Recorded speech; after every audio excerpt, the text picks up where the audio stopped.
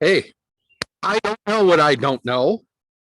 And I know sure as heck you don't know what you don't know. And the proverbial they don't know what they don't know. Hey, everybody, Richard Cameron here. You know that because you're on this video. Hey, what I do know, it's a beautiful summer day here at Camp Cameron and working from home, from anywhere actually that I choose to work. I don't care if it's the lake, at the river, in my backyard, in my office. It doesn't really matter. I can really make an impact to other people, inspire them, and give them a degree of empowerment and the ability to take their life forward and live life to its fullest in happiness and health. So I get fired up about that. But that's not what this is about today. You know what this is about?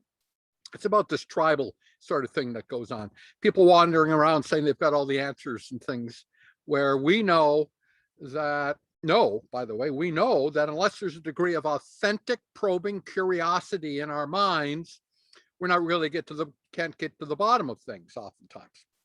Hey, listen, anybody who was really paying attention, decided to probe in and look at the information, I mean, real information, such going on, never discounted things like a leak from the lab in Wuhan. In fact, we would tend to skew towards that side because that's what the evidence of curiosity showed us. Yeah, through curiosity showed us. We knew that. And now everybody's excited about it. That's not what we were saying. We were banning people. We were throwing them off of social media because they were talking about something that was not a part of the public lexicon of the time. And I'm like going, hey, stop it. Stop it. Why would you do that? Why would you do that? Well, I'll tell you why, because forever, and I'll call it they, the proverbial they, operate in a world of obfuscation and lying, okay, and omission. In fact, let me just take all of that obfuscation, lying, and omission and just put it into lies, okay? Because here's what things. They lie to us. I don't care if you're talking about media, politicians, or the unholy alliance that's really taken place between media and political classes, right? They lie to us. We know they lie to us. They know we know they lie to us. But even though they know we know they lie to us, they still lie to us. Why? Because they've really figured out that the whole thing of critical thought and authentic probing curiosity has left the building for so many people. They just want to be told what to think. They just want to be guided to what they think. As I always say, in this neighborhood, guess what? Almost every dog loves a leash. Okay? They just do. Well, is that what's happening to people? They just want to be led, right?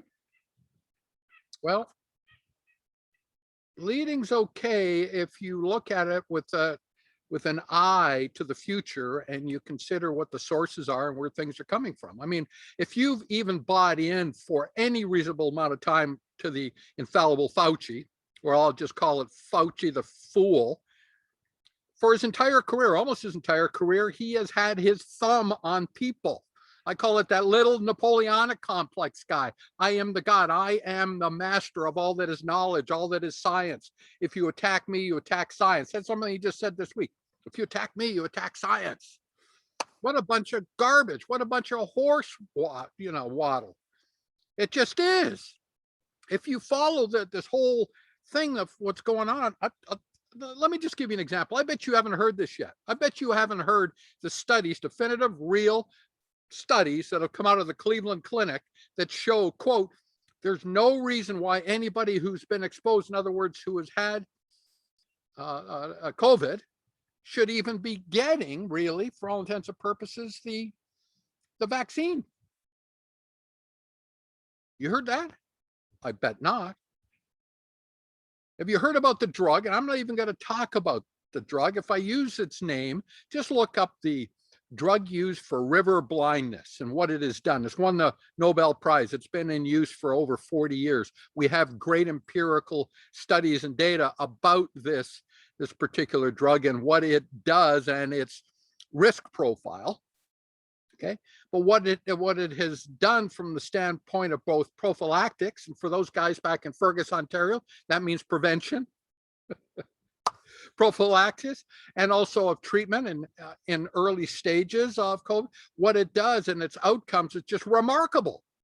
But you're not hearing about it. But what you did hear about is the devastation of places like Peru and parts of India and all this sort of things is coming out, all these different variants. But where this particular drug is being employed, totally different outcomes. How much have you heard about that? Well, it doesn't fit the narrative, does it? Does not fit the narrative of go get a vaccine. You know, and as I say, we don't know what we don't know, and you don't know what you don't know, right? And I don't know what we don't know, but they don't know what they don't know. So here's what they say: hey, but we're to be held harmless regarding this vaccine. We're to be held harmless because we don't know. We don't know what the long-term implications will be. We don't know if there's going to be some other sort of issues that take place regarding, you know, mRNA introduced to the body, particularly if it gets throughout the bloodstream and into other organs. We don't see good things happening with that, and it can happen. So we don't want to be held accountable. So we're not going to be held accountable. Okay, because we don't know what we don't know. Well, I don't know what I don't know, but I do know that data. I do know the data of this other particular drug, 40 years of history of it. I know its antiviral properties. I know what its anti-parasitic properties are as well. It's really a remarkable product. It all was a genesis from soil in Japan. I think Merck first developed this as a commercial product. But the point being is, why aren't you being told that? Well, you're not being told that because, at least by mainstream, because it doesn't fit the narrative of the day. But if you have authentic probing curiosity, you can find the information. You wait till you see this next study. You remember when they were talking about all these doctors being crazy and nonsense and stuff about this hydroxychloroquine stuff? It's something else different. Now they're looking at the studies, long-term empirical studies about, oh yeah, I guess it does have a lot of benefit. Remember all the people that were chastised and were denigrated and reputations ruined and thrown off of social media and all these things because they were talking about the things that are going on in their clinical practices? Remember that? I mean, do you remember that? Well, guess what? I don't know how much you're going to hear about, well, maybe there was really something to this, but it's out now. Just like the Cleveland Clinic thing is out now. Just like the foolish Fauci sort of denial of what's happening in China is out now, and it'll continue to come out. But the question is now that the media and the political class have teamed up on what the narrative should be about vaccine, vaccine, vaccine, vaccine, vaccine, vaccine, it's kind of crazy. I mean, let me give you one other statistic, because we'll keep talking about it. Let me give you another statistic. I mean, this is like stuff I know, okay? 67% of all deaths due to COVID occurred in people who were clinically and morbidly obese. 67%. 6% of all deaths COVID only were in folks that only presented with COVID. But 94% of all deaths presented with almost 3 comorbidities. In other words, 3 other things. It was like 2.6 or 2.8, but I'll call it 3 comorbidities that complicated the state of the human physiology and the immune system, right? Typically, they'd be things like, diabetes or some sort of cardiovascular disease, or maybe it had cancers going on at the same time, or some other sort of degenerative diseases that are taking place primarily from lifestyle. But you're not going to hear much about that. What you're going to hear about is, okay, so what you want to do now is go get, a vaccine and then probably boosters along the line. Nobody's telling you to go ahead and say, hey, how about getting rid of some of that weight? How about deciding to change your lifestyle? How about do the things? Because the narrative isn't good, because it's not popular for the politicians, because from the politicians, people are going to be reminded on a constant basis that they are responsible to take care of their own well-being rather than other people take care of their own well-being. And speaking of well-being, do you remember what that initial narrative was about? Listen, we're just going to calm things down. We just want to bend the curve. We don't want to overwhelm the public health systems, our hospitals. Remember all that? Wasn't so long ago, but do you remember? Maybe not. Maybe you've just been overloaded through this whole period of time about living in fear. Be afraid, be very afraid. There's nothing you can do. It's coming to get us. It's the big bad, invisible virus. But do you remember that? And now we're talking about things like, passports. Now we're talking about continued, restrictions of your liberties. And people are saying, yeah, I guess, well, maybe I should. Because they're not thinking, they're just being directed. They're the leash, they're being pulled along. Like I said, most dogs these days love a leash. Okay, that's where they are. That's where people are. So when we think through that, and we put those pieces together and we start to look, when we were first presented with this COVID nonsense, the bottom line is we were afraid, weren't we? I mean, I didn't know what to make of it. This was brand new information, brand new data. Oh my goodness, these are the things that were being presented. The death rate's going to be horrendous. I mean, don't get me wrong, nobody wants to get this. I don't want anybody to get it. I don't. Okay, that's the thing. I don't. But what I do know is that what they discovered in pretty reasonable time is that the projections they were making as far as death rates and such and things like that were just a fraction of what they were presenting to us, but they didn't change the narrative. The quote, because they knew what they were doing.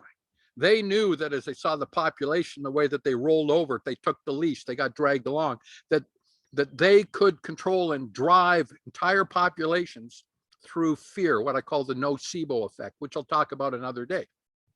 But that's what they did. So what are you doing? I mean, are you waking up to this at all? I mean, I always ask people that question. Are you waking up? Are you paying attention? And I don't mean, are you team blue or team red or team orange or team green or team R or team D or team Fox or team CNN or MSNBC or nonsense bullshit crap? Okay. I'm not talking about that. I'm talking about you looking with authentic curiosity, not getting into tunnel vision, but authentic probing curiosity of what does the data, what does it show us? I've looked at it. I continue to look at it. It doesn't overwhelm me. I don't spend my days in fear or thinking about it. But I do know this, and I know this, that if you just pay attention, you will see some of the other operations that are kind of just below the surface level.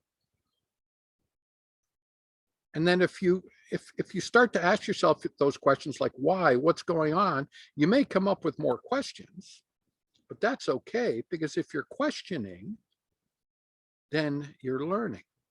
Remember, these are the same people that said, all depends what your definition of is.